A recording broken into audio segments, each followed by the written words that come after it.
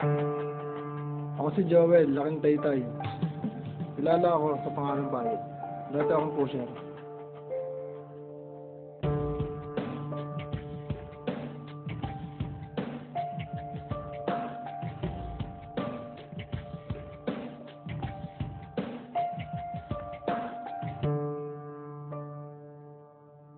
First time ko makatik ng Cebu.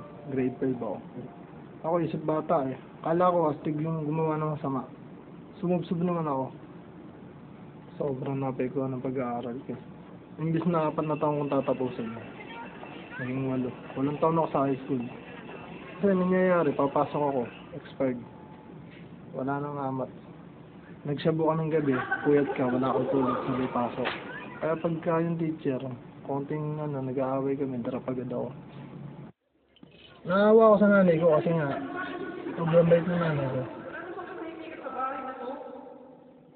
Naawa ko dahil sarili niya akong anak. Inumura ko yun eh. Kumaga, magkaraniwan lang sa akin. Nanay ko, hindi naman kumikibo. Sobrang bait sa akin.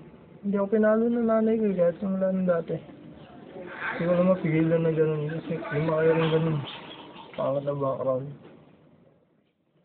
Kasi namatay na airpod ko, wala na kami hanap buhay. Dumating ako sa time na sobrang gipit na kami. Ang kakainin namin, puro hingi lang. Hindi ko naisip na lumapit sa kanya. Hindi ako gano'ng kalalim. Naisip ko yung marijuana. Sabi ko makapagtulak. Makakasurvive ako dito. Malaking bagay na tricycle rider ako. Kasi ang dami kong kontak eh. Ramdam ko na talagang huli na ako eh. Pati ako, tanggap ko na sa sarili ko na makakulong ako dahil alam ko yung ginawa kong kalokohan eh. One time, in-invite ako nung kapitbahay ko si Jerome doon nag-church sa Nazarene. Wrong motive ako eh. Pinunta ko lang doon banda. Pag atin kong gano'n, naisip ko na baka pwede kong baguhin yung buhay ko.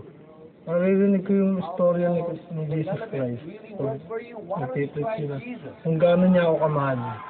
Kung gano'n niya tayo kamahal. Kaya sabi ko, bakit ko sasayangin yung buhay ko? Nag-decide na ako na tigilan na yung pagtutulak ko ng marijuana. Pray lang ako kay God. Sabi ko, Lord God, hindi na kaya ko. Sobrang pagod na ako. Bahala ka na. Kung sinurrender ko yung marijuana, di alam ko yung kung anong saan dadalhin. Ngayon, nag-isip siya ng paraan. Naghanap siya na marunong sa batas eh. Alam niya sabi niya, nakalista ka na. Kasi hindi ka matunugan nun. Ngayon, tinulungan niya ako. Punta kami kay Mayor kinabukasan. Natanggal niya yung pangalan ko. Sinabi nga, nagbalik loob na ako sa Panginoon. Katapos nga, umuwi ako. Hindi ko mapaliwanag pero sobrang saya ng pakiramdam. Kahit alam ko na wala na akong pera.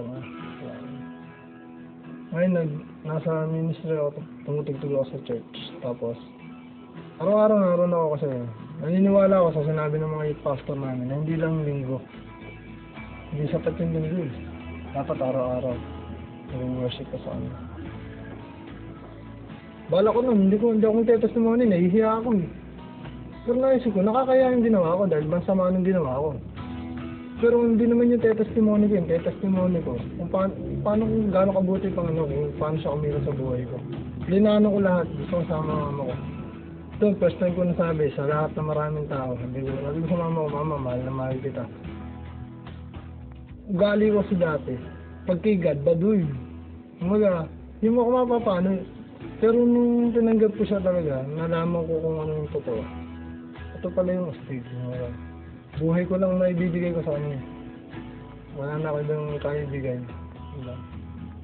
Kung adik ako, pag ako nagdadrive ng tricycle, pag sakay ng pasahero, tanungin ko, saan kayo? Pag salita na, hindi ko na pinapansin, sabog ako na. Masas ako naiyahatid, din pala hindi doon. Okay. Pero ngayon, mga nagiging pasahero ko ngayon, kasi siya lang ko about kay Gandhi. Na ako, dati akong addict. Hindi ko nahiya yun. Hindi na ako eh. Hindi ko naman pinagmamayabang na ganun ako dati.